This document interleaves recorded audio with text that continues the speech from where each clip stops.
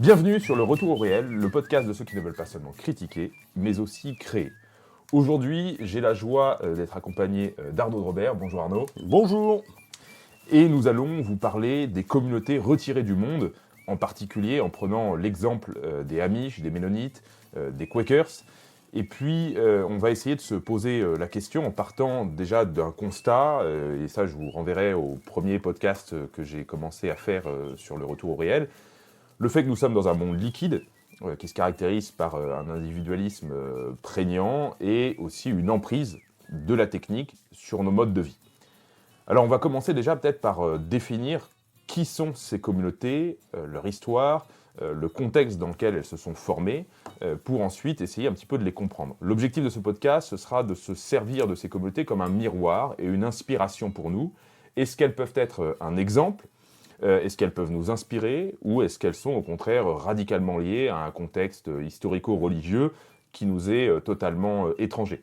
Ça fait écho aussi, pour nombreux, je pense, d'entre vous, aux questions qu'on peut se poser tous dans nos vies, dans notre manière de gérer notre famille, etc.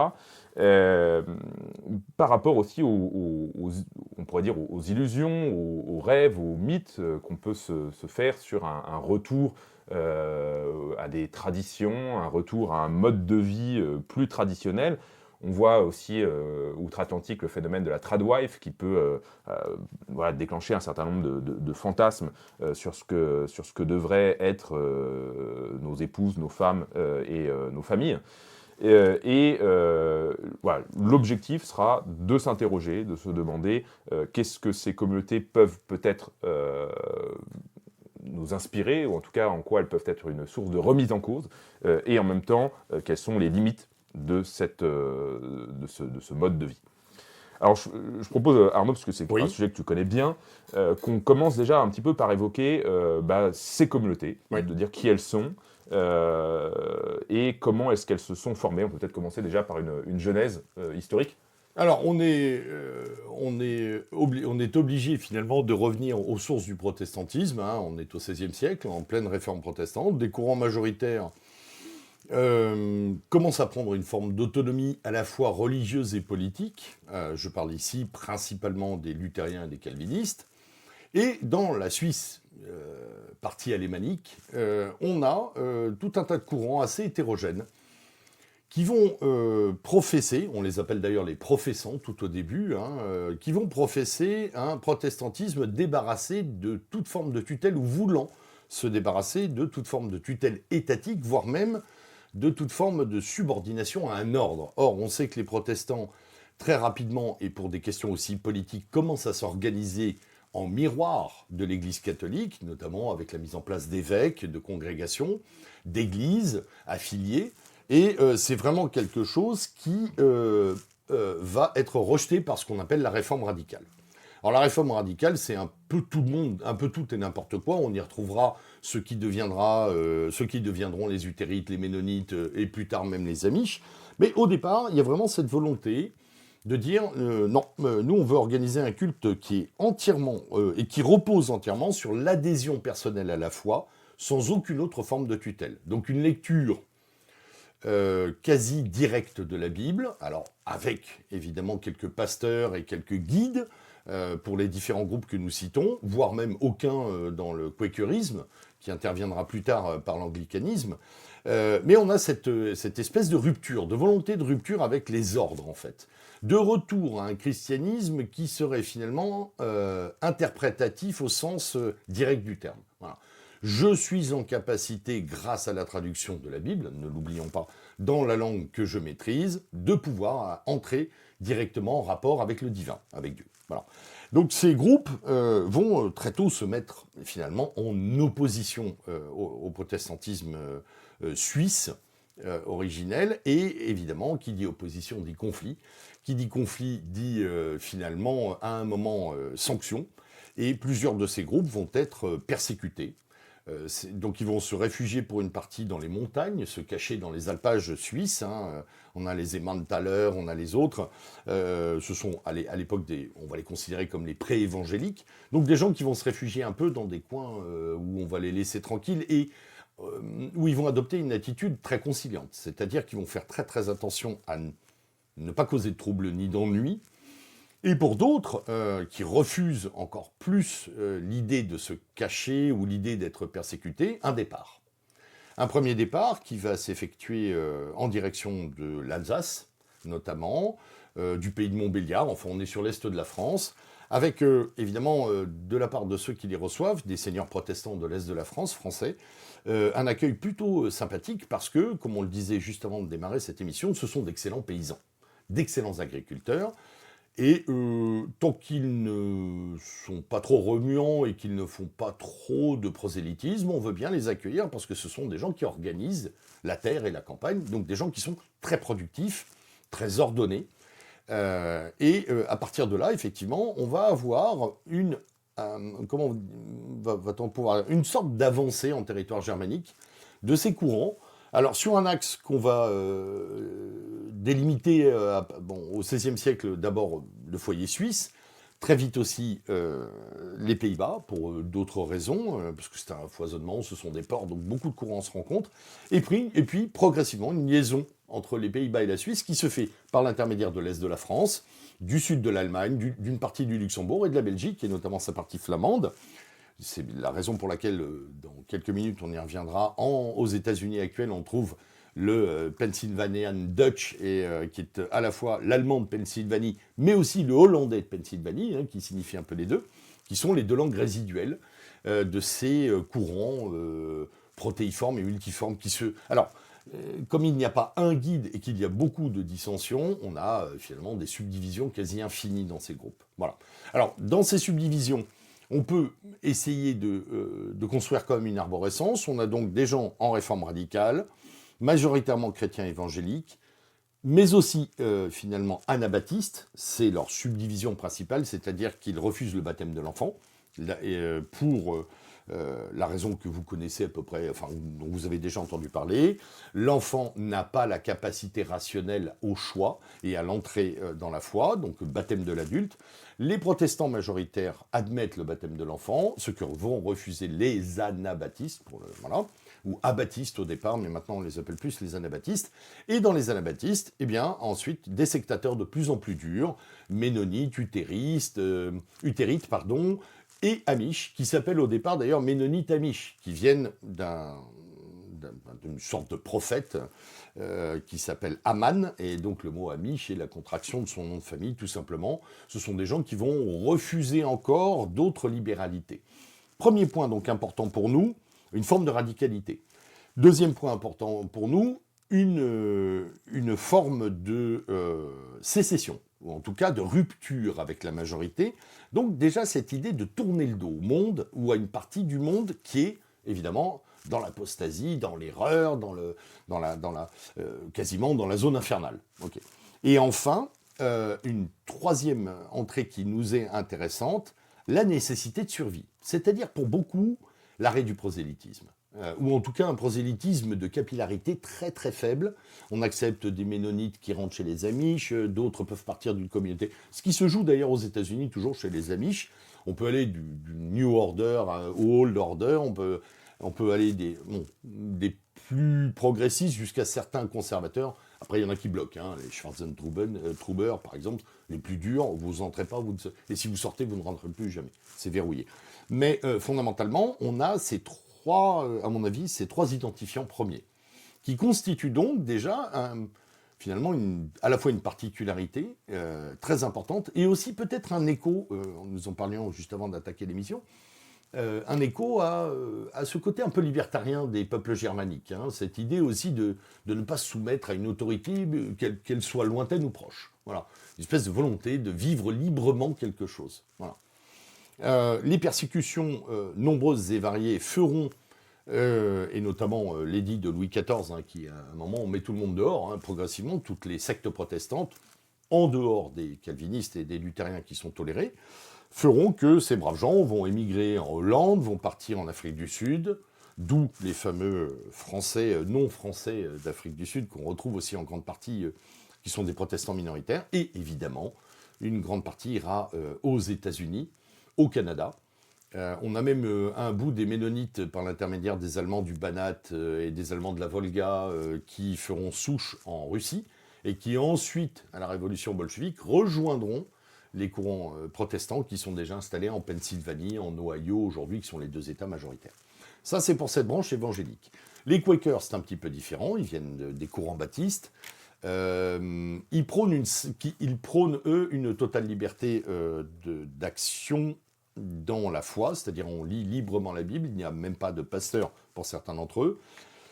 Ils prônent une sorte de simplicité de vie et leur idée de la vérité, c'est qu'on considère tout le monde et on écoute tout le monde. Donc finalement, dans certains courants quakers, on s'est presque même débarrassé du christianisme. Je parlerai moins, ou j'évoquerai moins les Mormons, parce que là, on a un prophète, et on a un livre, et on a quelque chose que même les protestants ont du mal à qualifier de protestant. Voilà. Avec cette histoire des Amérindiens, premier peuple biblique, etc. Bon, c'est très particulier. Pour tout le reste, on a effectivement aujourd'hui une constellation de gens qui fonctionnent sur un rapport au monde extérieur plus ou moins étanche. Voilà. Ça, c'est la situation actuelle. Depuis les plus libéraux qui accepteront beaucoup tout en gardant un certain nombre à la fois de principes et de traditions, jusqu'aux groupes les plus fermés aujourd'hui, pour lesquels le monde extérieur est finalement une étrangeté qu'ils fréquentent très peu. Alors, aujourd'hui, j'avais regardé un petit peu les chiffres, on est à 380 000 Amish dans le monde. Oui, pour les Amish. 2,1 millions de Mennonites, Oui. 50 000 Luthérites, 400 000 Quakers, donc en gros, à peu près 3 millions de membres de ces différentes communautés. Ils vivent pour une grande partie donc en Pennsylvanie, ou en tout cas dans des régions assez précises, aux États-Unis en grande majorité.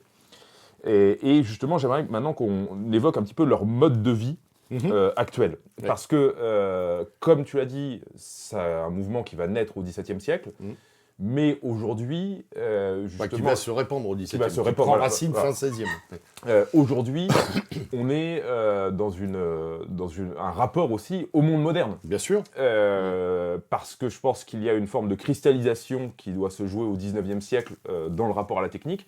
Et justement, est-ce qu'on peut évoquer un petit peu ce rapport à la technique chez ces communautés qui fait partie, je pense, quand même des éléments assez intéressants dans notre analyse. Bien sûr. Alors, moi, ce que je trouve très intéressant, c'est les chiffres que tu viens de donner. Très peu de monde. On est aux États-Unis, qui est un très grand pays.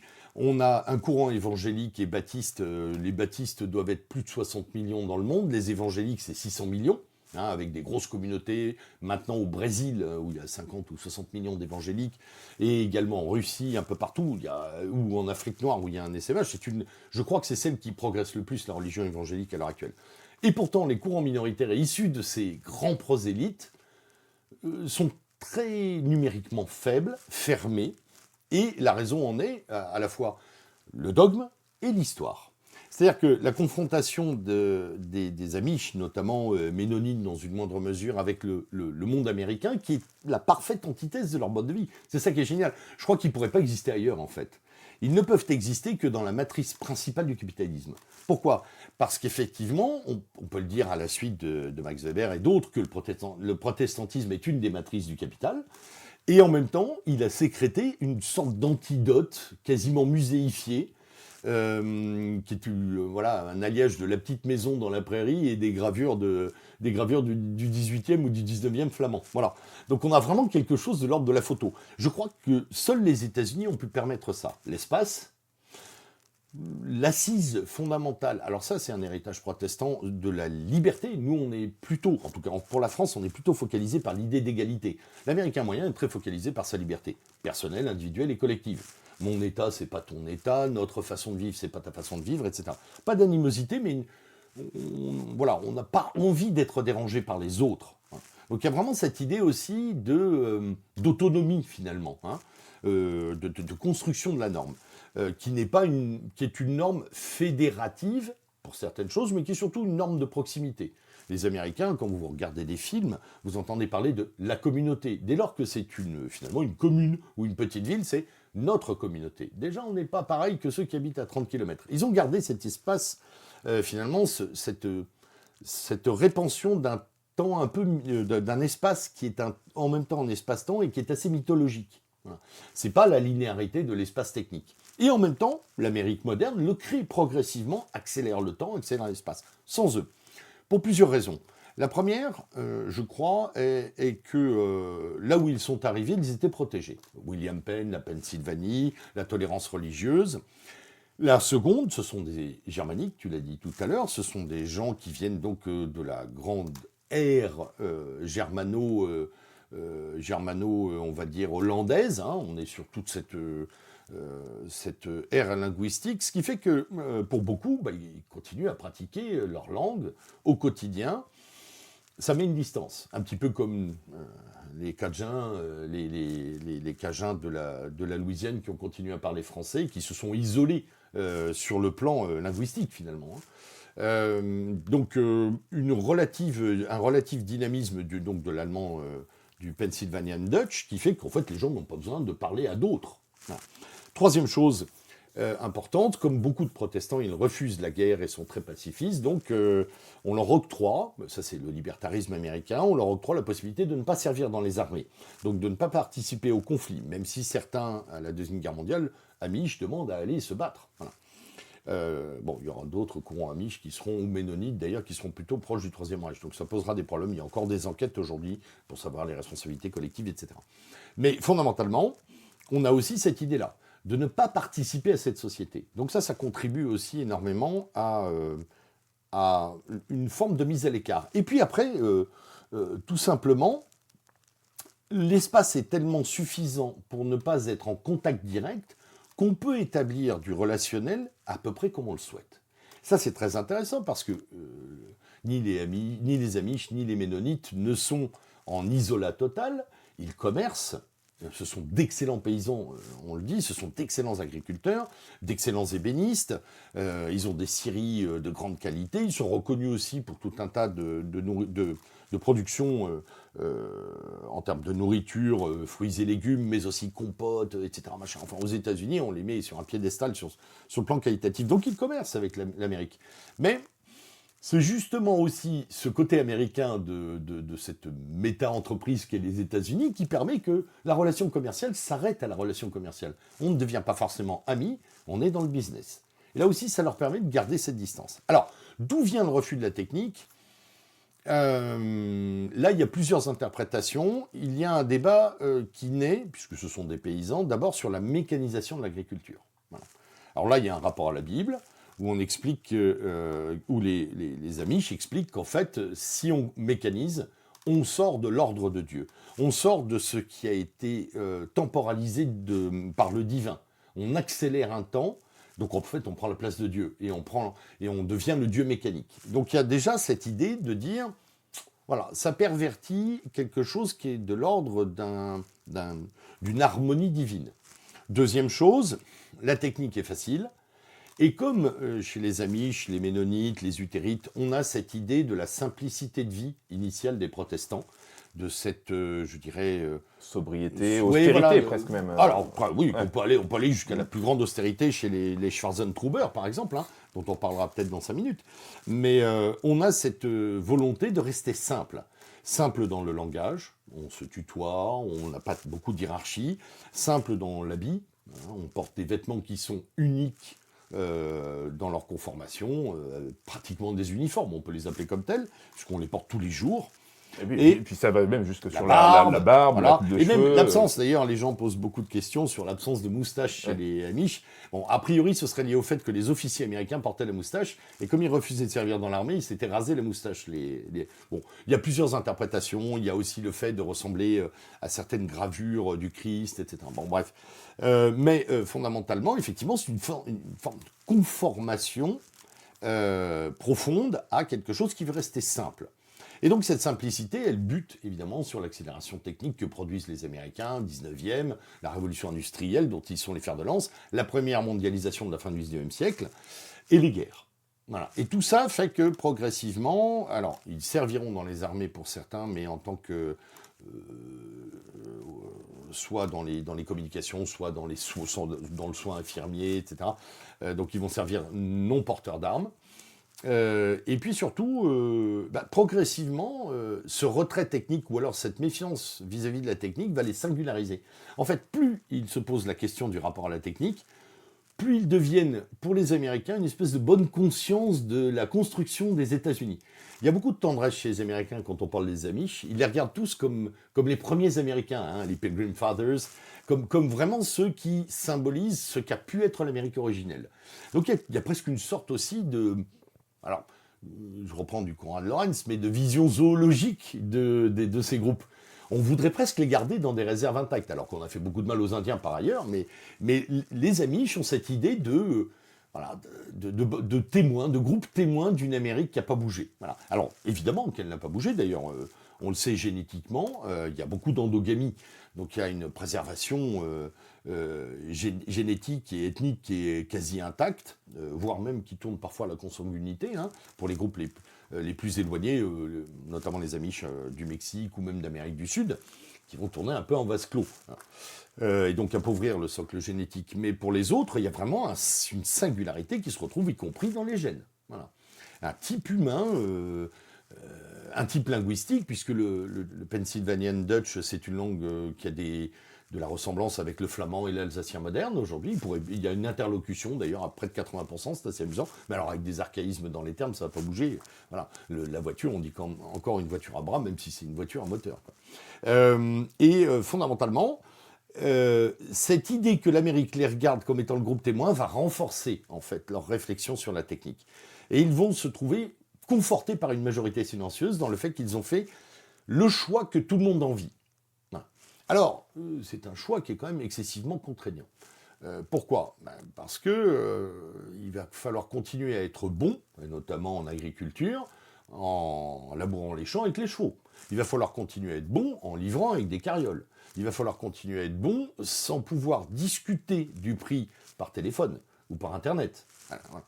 Ce qui fait que, comme on est sur des groupes assez hétérogènes en termes de direction, on va avoir des scissions à peu près sur tout le 19e siècle, avec ce qu'on appelle les premiers, deuxième, troisième réveils protestants, mais surtout on va avoir des scissions dans l'ordre de la technique. Oui, un petit peu. Oui, finalement, pas mal. Non, pas du tout. Voilà. Et donc on a une échelle d'approche de la technique qui est très variée. Alors en noyau, on a les Amish New Order qui utilisent par exemple des vélos électriques, qui ont le droit à la voiture, des tablettes.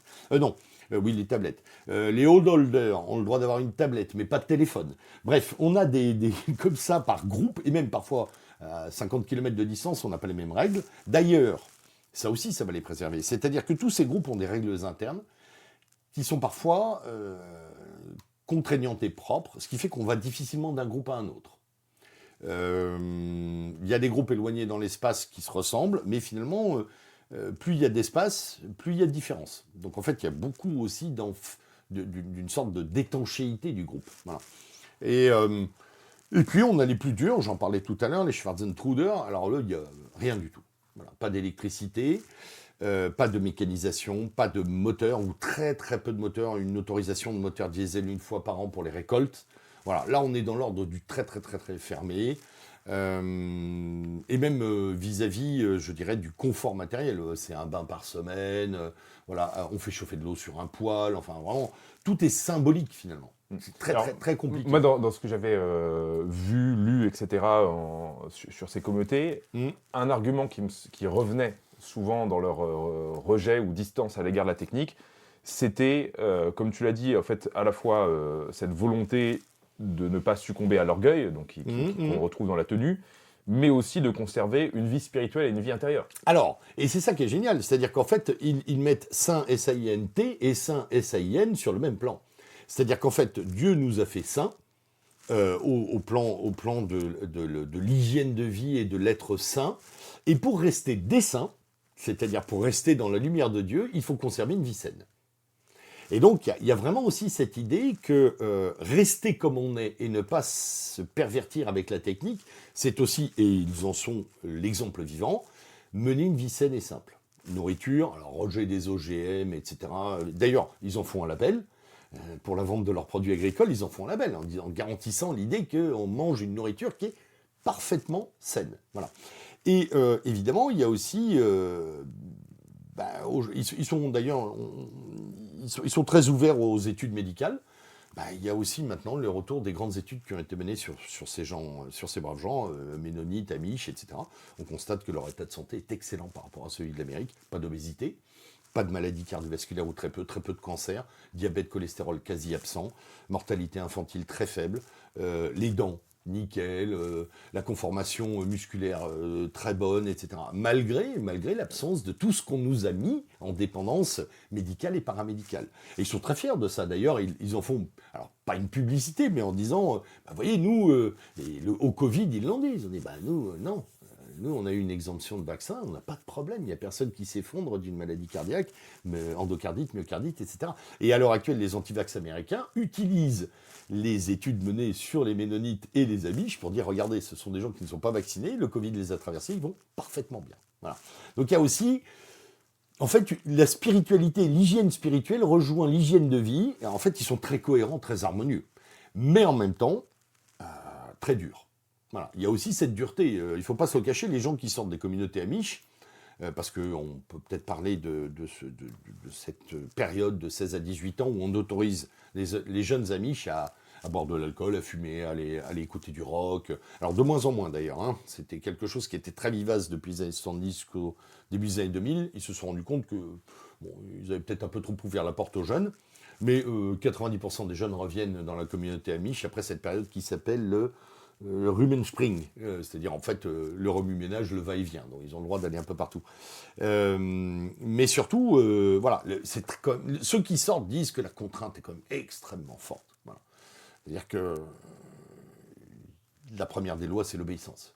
L'obéissance absolue. Alors justement, là je rebondis un peu là-dessus, parce qu'il y a un paradoxe en termes de liberté. On t'évoquait justement cette aspiration un peu libertaire, mais etc., ouais. qu'on retrouve même dans les temps plus anciens des peuples germaniques. Bien sûr.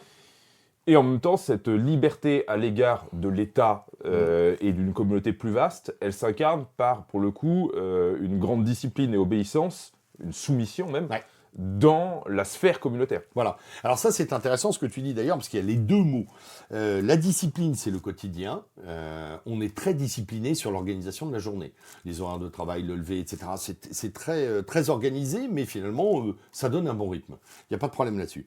Par contre, tu as utilisé un autre mot, c'est la soumission. Alors là, oui, il y a une soumission totale à la règle.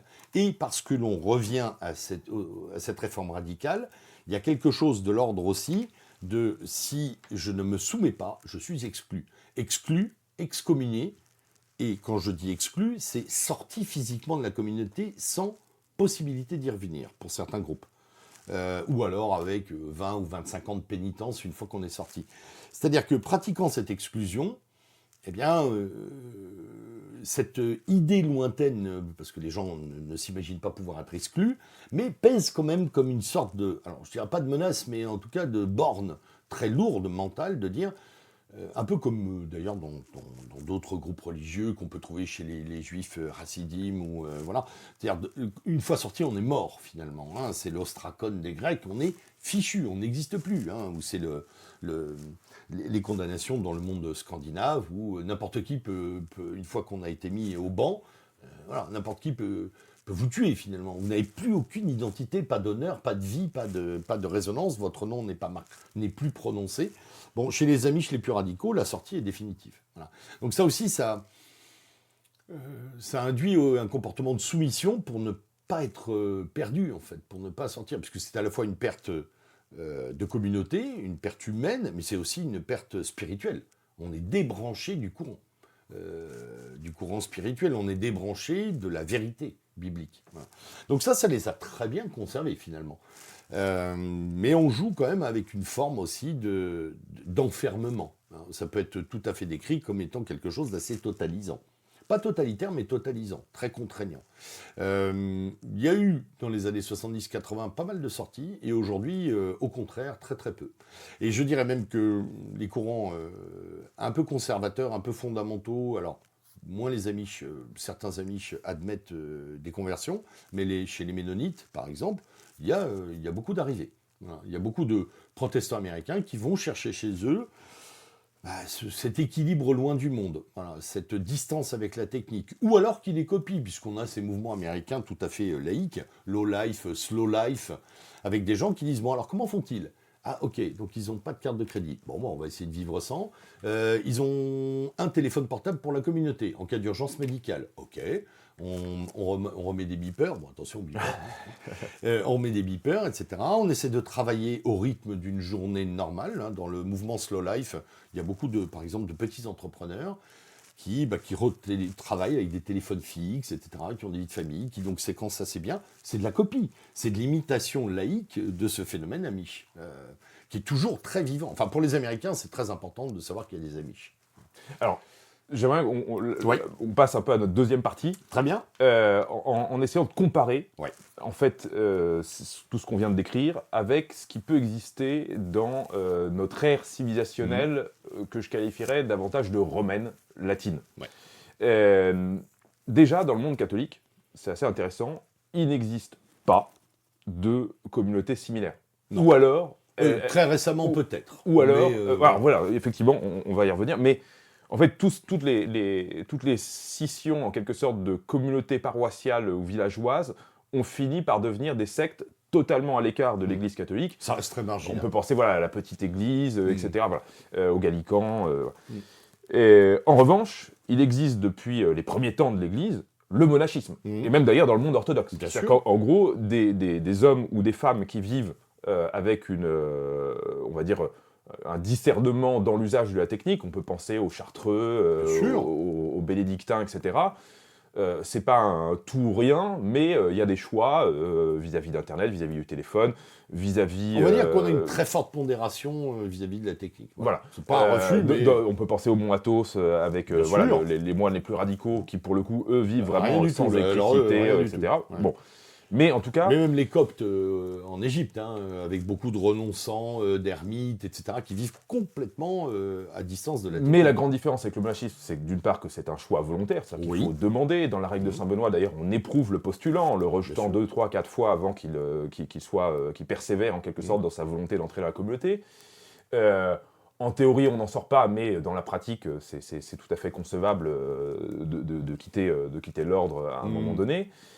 C'est une possibilité, en tout cas. C'est une possibilité. Bien sûr. Donc déjà, on a cette... en fait, la seule manière, en quelque sorte, de pratiquer un retrait du monde, dans le monde catholique et même orthodoxe, c'est le monachisme.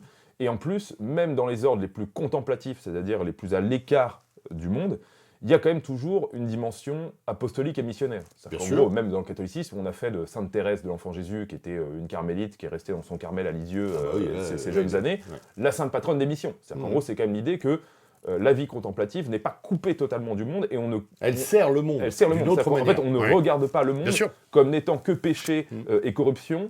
On le regarde évidemment comme étant... Il y a toujours cette opposition dans le catholicisme entre ne pas être du monde, etc. Et le Christ vient de sa manière en opposition au monde. Mais cette manière de désigner le monde n'est pas d'englober finalement tout ce qui est extérieur à la communauté. C'est-à-dire qu'en gros, on peut vivre dans le monde sans être du monde. Et ça, c'est quelque chose qu'on retrouve vraiment, à proprement parler, dans le monde catholique, et beaucoup moins dans ce protestantisme radical des Amish. Alors, il y a la question aussi, donc, à la fois tu évoquais justement, sauf jusqu'à date récente. Et c'est vrai qu'on a pu voir avec le traditionnalisme dans l'Église, je ne sais pas si c'était à ça que tu... Les deux, en fait, traditionnalisme et le mouvement charismatique et néo-charismatique, qui là, pour le coup, est à la fois nord-américain et européen, et voire même occidental. Traverse le protestantisme, le catholicisme, et même une partie de l'orthodoxie. Et là, effectivement, on a des phénomènes d'autonomisation très récents, finalement. Alors, typiquement, dans les précédents épisodes du Retour au réel, j'avais fait un podcast avec François Nollet, qui est donc justement à créer un éco-hameau. Alors, le phénomène des éco-hameaux, pour le coup, c'est un phénomène qui est pas religieux en tant que tel. Non. C'est plutôt la sphère de Pierre Rabhi et d'une écologie qui va naître un petit peu dans les années 60, et avec effectivement en France un certain nombre... Qui est presque la plus sérieuse, en fait. Un certain nombre de communautés qui ont décidé de retourner à la vie paysanne, Et effectivement, mais finalement, le fond de leur réflexion part d'abord quand même sur un technocriticisme. Alors, technocriticisme, retour à la vérité de la Terre, ou à une partie de cette vérité qu'offre la Terre, c'est-à-dire le rythme, l'harmonie, la reconnexion. Et après, effectivement, il y a un fond d'écran, et le fond d'écran, il peut être religieux. Alors, toutes les communautés à partir des années 70 ne l'ont pas été. Mais c'est quand même assez récent, parce que Voilà. en fait, il y a en gros, un petit peu Il y en a beaucoup qui ont périclité aussi. la permaculture du côté du Bec et Loin, l'éco-hameau de la Bénédiction-Dieu et la revue, justement, Limite. Oui, Mais ça reste quand même un phénomène extrêmement marginal, qu'il y ait des communautés de personnes mariées qui décident justement de faire communauté. Alors, pour moi, il y a plusieurs raisons. La première raison, c'est que, évidemment, là, on parle de catholiques, on parle donc d'un courant majoritaire en Europe. Il n'y a pas de persécution. Fondamentalement, il y a eu des guerres de religion, on est d'accord. Il y a eu des querelles, on est d'accord. Il y a eu des réformes, des contre-réformes. Donc, il y a une histoire magmatique par moment où la doctrine est malmenée. Mais on reste quand même sur un tronc majoritaire. Donc, on n'est pas en rupture, on n'a pas à se cacher. On ne contredit pas la dominance. Donc on n'a pas cette attitude de sortie. On est dans le monde. Voilà. Donc ça, premier point, à mon avis, les protestants radicaux américains, Amish, Ménonites, Lutheristes, il n'y en a plus beaucoup. Les Quakers ne sont pas considérés comme des radicaux. Les Mormons, c'est un peu des sectes. Mais enfin, tous ces braves gens ont trouvé une terre promise. Je rappelle, la Nouvelle Jérusalem, comme disent certains groupes Amish, et sont allés fonder une nouvelle terre promise ailleurs. Là où on va voir, finalement, on leur ficherait la paix, y compris les anglicans sécessionnistes que les Anglais ont mis dehors, etc. Bon. Voire les Irlandais, puisqu'il y a aussi des Amish en Irlande à un moment, qui ont été virés par les catholiques. Donc, en fait, ils tournent le dos à une certaine européanité de la religion, finalement, à cette espèce de synthèse admirable que le Moyen-Âge a produit, avec cette forme d'équilibre entre le monde humain, le monde religieux. Voilà, on ne va pas refaire tous les travaux sur le Moyen-Âge qui sont magnifiques là-dessus, mais c'est amusant, parce que la réforme vient après. Elle vient après ce Moyen-Âge. Elle vient aussi en rupture. Réformer quelque chose, c'est lui redonner une forme. Et les plus radicaux, ils ont une forme qui est antagoniste. Donc en fait, ce sont des gens qui finalement tournent aussi le dos à leur européanité religieuse, voire même leur européanité tout court, c'est-à-dire aux formes organiques de l'Europe. Ce qui fait qu'effectivement, on ne peut pas l'avoir, nous, puisqu'on n'a pas connu cette rupture. Alors, là où c'est intéressant, et c'est effectivement ce que tu soulignes, c'est que depuis quelque temps, je pense qu'on a des formes de fractionnement et de rupture anthropologique en Europe qui font qu'on peut commencer à envisager ces vies paracommunautaires, en tout cas dans un premier temps, ces regroupements parfois même instinctifs ou volontaires, pensés ou de fait, organisés ou simplement par élan de camaraderie ou autre, ou même par élan religieux. Mais ça commence à se faire. Pourquoi ? Parce que y a des ruptures internes. Voilà. On sait on n'est plus, on peut pas, en tout cas anthropologiquement, on peut dire qu'en France, il y a plusieurs Frances. Voilà. Il y a plusieurs groupes. Il y a des gens qui se côtoient mais qui ne vivent plus ensemble. Donc là, ça commence à être envisageable. Parce qu'on se dit, et en plus, on se le dit avec raison, puisque l'État aujourd'hui n'est plus qu'une coercition organisée contre nous, une superstructure qui nous appuie, qui nous écrase un peu. On se dit, l'État n'a plus besoin de nous, ou en tout cas l'État ne s'occupe plus de nous. Eh bien, tournons le dos à l'État, ce côté tourner le dos. L'État ne nous protège plus, l'État ne nous entend plus, l'État ne nous respecte plus en tant que groupe religieux, etc., ou en tant que religion majoritaire. L'État n'est plus là. Okay, donc nous, en plus en France, depuis Louis XIV, l'État c'est un peu le centre du monde. Eh bien, puisqu'il n'y a plus ça, et la nature ayant horreur du vide, on se remet à faire des gyrations autour de quoi ? De pôles de cohérence, qu'ils soient religieux et ou politiques et ou culturels. Voilà. Donc ça devient possible et envisageable en Europe. Et d'ailleurs, ce n'est pas un phénomène isolé, tu citais M. Nollet, mais il y a un peu partout en Europe des gens qui sont sur des formes de regroupement. Ouais. Alors ça va de gens de l'extrême gauche, on va dire post-gilets jaunes, qui créent des communautés agricoles, jusque effectivement aux initiatives qu'on peut trouver dans le monde catholique, moins à l'heure actuelle dans le monde protestant européen qui est gangréné par des problématiques un peu complexes, mais chez les orthodoxes aussi on le voit. on voit s'organiser des questionnements communautaires sur ce plan-là. Ce qui fait d'ailleurs qu'on va peut-être voir des évolutions dans les 20-30 prochaines années, de courants qui seront à la fois politiques et religieux, et qui amèneront et proposeront à une partie, quand je dis politique, c'est au sens de la politeia, pas du positionnement politique, mais qui diront, puisque la cité est désertée par l'idée, nous on va la réinvestir par une idée, mais posée sur nos principes religieux. Voilà. Donc ça c'est intéressant, parce qu'on revient à une forme peut-être de Moyen-Âge, en quelque sorte, d'un côté, et de l'autre côté, ça amène aussi la proposition de dire, et pour ceux qui le souhaitent, vous pouvez vivre en communauté. Où là on va... Exactement comme pour les Amish, on va proposer finalement une incarnation de vie qui sera celle à laquelle vous aspirez tous. Alors il y a ceux qui seront un peu en dehors, mais qui regarderont, qui essaieront de se conformer. Puis il y aura ces gens qui seront finalement les témoins. Alors attention, parce qu'il y a toujours le problème qu'on a déjà vu dans la réforme radicale, je suis plus pur que le voisin. Ça c'est quand même un piège terrible. Les purs des purs, les Amish s'identifient à une forme de pureté spirituelle, et tout le monde est dans l'erreur. Donc c'est facile, hein, c'est très exclusif. Mais fondamentalement, aujourd'hui, il y a une possibilité anthropologique et sociologique de voir apparaître tout ça. Et est-ce qu'à ce moment-là, le monde nord-américain peut servir de bande témoin, ou en tout cas d'exemple? Je n'en suis pas sûr, là aussi. Parce que le choix central n'est pas là non plus de tout couper. Tu le disais fort à propos au tout début, il y a quand même du prosélytisme, il y a quand même l'évangélisation, il y a quand même le fait d'aller convertir son prochain dans la religion catholique, alors que pour un Amish, enfin, on en parlait hors émission, mais je crois qu'il y a une trentaine de personnes qui sont rentrées en 40 ans dans les groupes Amish, qui ont été convertis et baptisés. Très, très, très, très rare. Les Ménonites sont un peu plus ouverts, surtout les groupes les plus progressistes, mais enfin, c'est de l'ethno-religion, quoi. C'est un peu comme la judéité, là. Alors que là, au contraire, si on a des communautés catholiques, elles seront, à mon avis, pour beaucoup d'entre elles, on risque d'avoir des communautés qui puissent se fermer, mais la plupart seront ouvertes et accueilleront. Donc il y aura toujours cette espèce de système ouvert connecté sur l'extérieur. Alors que les Amish, c'est plutôt un sous-marin qui, de temps en temps, fait surface pour commercer. Voilà. Ouais. À mon avis, c'est une grande différence, ça. Alors, il y a aussi une autre question que je me pose, tu vois, par rapport à même des grands types de mentalités, où on voit quand même que le rapport, on va dire, à la joie de vivre, Oui. même le rapport à la sexualité, le rapport, on va dire, à tout ce qui est de l'ordre aussi des expressions artistiques, de la musique, etc.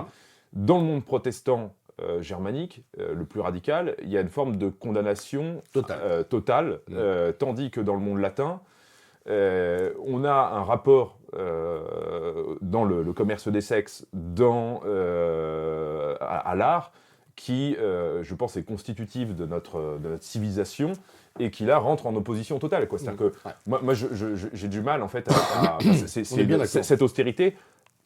Et peut-être la première chose qui choque l'Européen peut-être le plus enraciné, de se dire non, moi clairement, ne plus avoir de tableaux, de représentations figuratives, ne plus écouter de musique, ne plus danser, ne plus avoir voilà. Moi, ce qui effectivement, ce qui va nous séparer, et là tu as tout à fait raison, à mon avis définitivement, c'est que pour eux, en fait, j'aurais tendance à dire que leur simplicité a tué la beauté dans son caractère protéiforme, finalement. Dans le fait que, et ça c'est vraiment vivre en européen, on fait 20 km, tout change, dans nos assiettes, devant nos yeux, les parfums qui rentrent dans notre nez. On a cette grande variété, cette beauté sans arrêt renouvelée. Là, on fonde une nouvelle Jérusalem chez les Amish, et on ferme, et on dit on doit être simple. Et au nom de la simplicité, on uniformise. Ça, c'est très choquant. Effectivement, ça rentre en conflit avec cette affaire finalement de cette beauté musicale quasiment, polyphonique, de cette musique du monde, voilà, qui nous fait tant être français aussi, puisque nous on a quand même aussi cette partie d'héritage où on est même si on est des latins qui s'émerveillent un peu comme tout, enfin au-delà de tous les Européens, on a créé des merveilles qui nous sont propres. Le monde germanique. J'ai tendance à dire qu'il est souvent pas drôle, ça va pas faire plaisir à mes copains.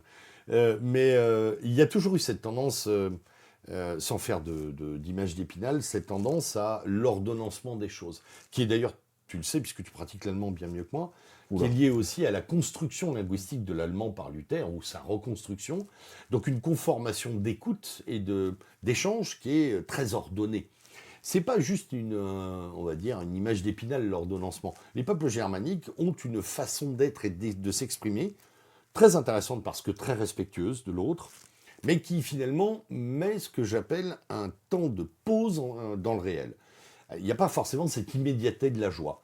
Et en plus, si on met un vernis dessus radical, au sens de la racine, réformiste radical, on en vient à des gens qui coupent et qui disent, voilà, notre seule norme, c'est cette distance. Et on va la rendre permanente. Alors évidemment, il y a la simplicité, la joie, l'harmonie. C'est vrai, quand on regarde un reportage sur les Amish, on se dit, tiens, je passerai bien 15 jours quand même. Hein. Ça doit être reposant. C'est beau. Alors évidemment, la campagne de Pennsylvanie ou d'Ohio, ils en ont fait, mais on dirait l'Allemagne, hein, ils en ont fait des choses magnifiquement belles et propres, ordonnées, c'est joli comme tout. Puis après, on se dit qu'au bout de 15 jours, on va s'ennuyer ferme, comme ça va être difficile. Hein. On va pas boire un coup, on va avoir du mal à se disputer sur une notion politique ou religieuse. Enfin voilà, ce manque de querelle est terrible aussi, même s'ils en ont, mais c'est... Mais en fait, ça va, je rebondis là-dessus, aussi à leur refus de l'intellectualisme. C'est-à-dire qu'en gros, on arrête l'école à 14 ans. Cette simplicité est... Alors, et en plus, alors ça c'est intéressant parce que cette école est arrêtée très tôt, mais surtout pendant très longtemps, jusqu'à la Première Guerre mondiale ou un petit peu avant, ils fréquentaient les écoles américaines. Et puis, quand il y a eu une réforme de l'enseignement aux États-Unis, ils ont obtenu de la Cour suprême de ne pas la suivre, cette réforme, et donc ils ont créé des écoles amish. Et là, on passe à un degré encore plus fort on va dire, de séparatisme, puisque vous formez vos propres enfants à votre vision de l'enseignement. Et effectivement, cette simplicité va aussi à l'encontre du savoir. Et donc, limite aussi la question de la technique. Parce que je crois que chez les grands-pères ou les anciens, comme on les appelle chez les Amish, il y a cette idée qu'en n'apprenant pas trop, on évite que les gens aient le goût d'apprendre technologiquement et techniquement parlant. Alors, il y a le refus de l'orgueil, je pense. Voilà, aussi, parce que, mais c'est très intéressant social, de voir avocat, c'est très intéressant de voir qu'à chaque classe d'âge, dans les groupes les plus fermés, comme notamment les Schwarzentruber, on désigne un ou deux représentants d'une classe d'âge à qui on a reconnu des qualités, on va dire, morales très fortes et qu'on va autoriser à aller plus loin techniquement pour faire le lien avec le monde extérieur. Ce sont des délégués technologiques. Bon, eux ont le droit d'aller un peu plus loin, mais sont aussi les gardiens du fait que ce droit qu'on leur a octroyé, ils seront aussi les garants de l'hermétisme qui va avec. Ils sont les seuls possesseurs du truc. En général, ils sont deux pour éviter qu'il y en ait un qui meure ou une blessure. Il y a deux par communauté qui sont capables d'allumer un téléphone portable, de manipuler un ordinateur, etc. Un peu comme certaines sœurs chez les carmélites qui ont le droit de sortir et qui vendent et qui font le relationnel. Voilà, ce sont les sœurs au monde, etc. Là, on a le même système. Et avec cette idée de tu ne dis rien, tu n'expliques rien. Donc en fait, je pense que même chez les Amish les plus, comme il n'y a pas la télévision, il n'y a pas la radio, de toute façon ils ne savent rien de ce qui se passe, ou pas beaucoup, ils ont leurs propres journaux en plus. Je pense que chez la plupart des Amish, il y a aussi cette idée d'une ignorance volontaire du monde, et donc de la technique du monde. Voilà. En se disant, moins j'en sais, mieux c'est. Alors ce qui en fait aussi un bon côté, je dirais, et peut-être là on pourrait conclure un peu notre émission en essayant peut-être de relever mais parfois c'est un peu ridicule. les points intéressants et qui peuvent être source en tout cas d'analyse, de contemplation, de réflexion, c'est que finalement, ce ne sont pas des intellectualistes, ils viennent tout de suite à la pratique. C'est-à-dire qu'en gros, ils n'ont pas écrit des grands bouquins sur la technique, mais par contre, concrètement, finalement... Je te coupe, excuse-moi pour 2 secondes, mais tu n'as pas de livre Amish. Voilà. Ça, c'est génial. À penser, c'est-à-dire il y a leur Bible, enfin leur livre de prière, les livres de cours des écoles Amish, quelques manuels techniques d'agriculture, d'apiculture aussi, faire les compotes bien alimenter son poêle à bois, et c'est tout. C'est tout. Il n'y a pas d'intellectuel Amish, et ménonite, il n'y en a pas beaucoup non plus. Donc il y a effectivement un refus de la transmission aussi intellectualisante du savoir. Ouais. Ah, mais justement, ce refus de la théorie en fait des bons praticiens. C'est-à-dire qu'en fait, Très bon. justement, ils se payent pas de mots et ils incarnent très verba. concrètement. Alors oui, là à fond. D'ailleurs, ils sont très taiseux. Mm. Quand on voit les journalistes travailler avec ces braves gens, ils s'expriment par monosyllabes. Enfin voilà, ça parle peu. On est vraiment sur... Là, on est pour le coup sur l'image d'Épinal du paysan taiseux sur sa terre, qui sait ce qu'il a à faire en fait. Il est dans son ordre, dans sa temporalité, qui est une temporalité d'espace plus que de temps linéaire. Il organise son espace et il bouge dans son espace au long de la journée. Ça, c'est peut-être quelque chose qui pourrait nous intéresser, où on pourrait essayer de retrouver, ça fait écho à pas mal de travaux de Guénon ou d'Evola sur la mythologie du temps, finalement, sur ce temps qui est à réinvestir de manière sacrée, finalement. Eux, ils sont effectivement dans cette sacralité continue de la journée. La journée n'est pas un écoulement du temps, c'est organisé, c'est un monde en soi. Ça, c'est quelque chose qu'on pourrait leur envier parce que c'est pas creux, c'est plein. La simplicité m'intéresse aussi, c'est-à-dire comment, en fait, on est dans ce que les écologistes ont développé autour des décroissantistes, comme la frugalité volontaire, qu'on retrouve d'ailleurs dans le bouddhisme ou dans les courants chinois du taoïsme et autres, la pensée juste, la volonté juste, la nourriture juste. Il y a aussi cette idée de retourner à une forme de simplicité de vie. Et alors, tu vois, moi, il y a quelque chose qui m'inspire aussi, c'est que souvent, la question qu'on se pose quand on est aujourd'hui père, mère de famille, et qu'on a grandi dans ce monde hyper connecté, etc., c'est de se dire, oui, mais en fait, nous, concrètement, si on veut revenir à quelque chose de plus traditionnel, de plus lent, etc., on en est incapable. Parce que justement, c'est le fruit simplement de notre volonté et on n'a pas été éduqué à ça. Ouais. Et c'est vrai qu'en fait, souvent, quand on le fait, alors ça ne veut pas dire qu'il faut rien faire du tout, évidemment, mais on le fait avec des dégâts. C'est-à-dire qu'en fait, on est maladroit dans notre manière, en quelque sorte, de mettre de l'ordre dans nos vies. Voilà, on n'est pas forcément très constant. Et chez eux, il y a cette en fait, c'est quand même un héritage, une tradition. Alors, il y a l'héritage et il y a en fait aussi, il faut le dire, toute la communauté qui veille à ce que tu te comportes bien. Mais parce qu'en fait, c'est très simple, c'est totalitaire. Oui, mais aussi ça facilite les choses parce que si demain je décide d'arrêter de me servir de mon téléphone portable, je deviens professionnellement violeur. Tu meurs. Et puis tout le monde va t'interpeller là-dessus. Voilà. Tandis que si on décide à 50 ou 60 pères de famille de vivre sans un téléphone portable, là on va pouvoir s'organiser. C'est évident. C'est évident, on commence à créer, c'est ce qu'on appelle faire société. Voilà, en sociologie, on va dire que ça y est, il y a un but commun et donc il y a une gération commune. Alors moi je pense que c'est compliqué parce qu'effectivement on sera toujours des néos en reconstruisant. C'est très maladroit, c'est très désordonné, mais je pense que leur petit côté opiniâtre, on devrait de temps en temps s'en inspirer. Cette espèce de, alors tu en parlais très bien, d'anti-intellectualisme bourru du paysan souabe ou alsacien ou suisse là. Voilà. Moi, je m'en fous, je fais ma terre. Voilà. Et je pense que de temps en temps, quand on prend ce type de décision de déconnexion progressive de la technique, on peut y aller que par touche. Je pense que de toute façon, nous, on a aussi dans la civilisation européenne un esprit aventurier, conquérant. Il ne faut pas se fermer à la technique, mais il faut l'envisager avec une distance qui pourrait non pas être radicalement la leur, mais dont on pourrait s'inspirer en disant... Voilà, on parlait hors antenne de ce fameux mot d'Emmanuel Macron sur la 5G. Soit vous prenez la 5G, soit vous êtes des amis. Eh ben non, Coco, la 5G pose une question pour nos enfants quand ils la prennent en pleine tête dans des endroits où il y a énormément de Wi-Fi. Oui, c'est pas neutre, beaucoup d'études le démontrent. Donc cette pondération vis-à-vis de la technique, nous pourrions être les premières générations à la poser. Dans une tradition d'ailleurs tout à fait européenne de questionnement et de doute. Voilà, et je pense que ce serait notre part un peu amiche de dire ok, alors on a fait le tour, c'est bien, vous nous avez présenté tout un tas de trucs, ça n'arrête pas de s'améliorer. Pourquoi ? Quel est le sens ? Est-ce que c'est un bien ? Est-ce qu'on en a réellement besoin ? Et si on vit un peu sans, comment ça se passe ? Ou avec moins, comment ça se passe ? Je pense qu'il y a de ces communautés amiches et ménonites, on pourrait récupérer l'idée de un peu moins au quotidien. Prendre un peu moins la technique en compte, prendre un peu moins de temps avec cette technique dans notre quotidien. Déjà, rien que ça, je pense qu'on récupère du pouvoir, en fait. On récupère du pouvoir pour soi-même. Alors, très benoîtement, j'en ai fait récemment l'expérience en supprimant les 9/10 de Je suis pas un modèle, hein, mais j'ai supprimé les 9 dixièmes de mes applications de mon téléphone durant l'été, au mois de juillet. J'ai constaté la disponibilité de temps et même la disponibilité de lettres, tout court, pour mes enfants, pour mes amis, etc. J'étais bien plus disponible. Et je me suis dit, la vache, la vache, la vache, la vache. Je le savais sans le savoir, je voulais le savoir ou pas, mais le constat est assez dingue, effectivement. Alors, tout le monde parle de perte de temps, moi je parle d'étiolement de l'être, d'indisponibilité. Eux, ils sont pleinement là. Voilà. Un ami, il est pleinement devant toi. Il ne sait pas faire autrement. Tu vois, typiquement, un peu dans cette veine-là, moi j'ai entendu parler, alors j'ai jamais pratiqué ça à fond, mais c'est un truc qui vient des Américains, qui je crois a été lancé par des catholiques, ça s'appelle Exodus. Je sais pas si t'en as entendu parler. C'est des programmes où en gros tu vas décrocher.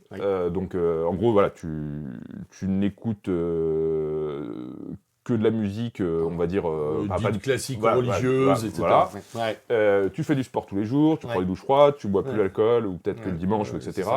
Et tu n'utilises l'ordinateur que pour le travail, etc. etc.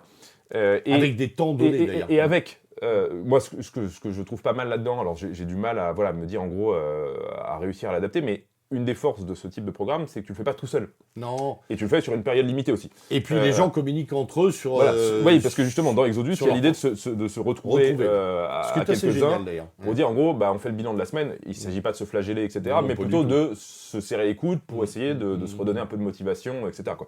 Parce que je pense que dans cette manière de gérer notre rapport à la technique, la partie communautaire, elle est inséparable, en fait. Bien sûr.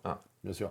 Seul on n'est rien et on tombera obligatoirement et on retombera obligatoirement parce qu'on n'a pas et le soutien et l'effet miroir. Alors très intéressant ce programme Exodus parce que justement, alors je ne sais pas, je sais que ça vient des États-Unis et des catholiques américains me semble-t-il, mais je ne sais pas où c'est né aux États-Unis dans la partie laïque ou religieuse, mais je sais qu'il y a des dizaines de programmes qui se présentent et qu'on voit d'ailleurs sur certaines applications qui vous proposent d'installer même, alors je ne sais plus quel est le nom de cette application qui rend le téléphone, qui grise le téléphone, qui enlève les couleurs, qui simplifie et qui bloque les temps d'utilisation, etc. Une espèce de cure d'amaigrissement du rapport au téléphone, d'ailleurs, notamment.